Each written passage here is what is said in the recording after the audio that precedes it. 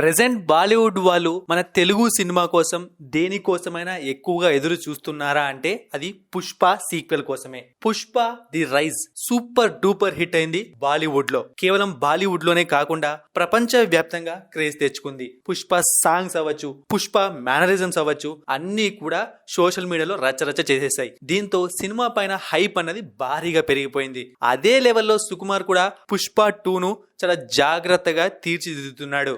అల్లు అర్జున్ కూడా ఆ సినిమా కోసం ఎంతో కష్టపడుతున్నాడు. అయితే గత 2-3 రోజులుగా పుష్ప 2 పోస్ట్ పోన్ అవుతుంది, ఇప్పట్లో రాదు అని కొన్ని వార్తలు బయటకు వస్తున్నాయి.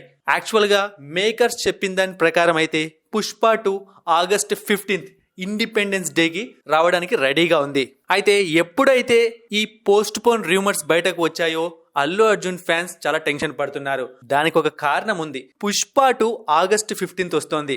ఆ తర్వాత మనం ఒకసారి ఆ క్యాలెండర్ చూసాము అంటే పూర్తిగా ఒక పెద్ద హాలిడే వీక్ ఉంది. సో దాని ద్వారా పుష్పకు ఒక మంచి టాక్ వస్తే ప్రెజెంట్ ఉన్న కలెక్షన్స్ రికార్డ్స్ అన్ని కూడా బద్దలయ్యే ఛాన్స్ ఉంది. అంత మంచి డేట్ ను పుష్ప వాళ్ళు మిస్ చేసుకుంటారా అన్న దానికి సమాధానం దొరికింది. బాలీవుడ్ ట్రేడ్ అనలిస్ట్ తరణ్ ఆదర్శ్ కన్ఫర్మ్ చేశాడు, పుష్ప 2 పోస్ట్ పోన్ అవుతుంది అన్న వస్తున్న వార్తల్లో ఎటువంటి నిజం లేదు.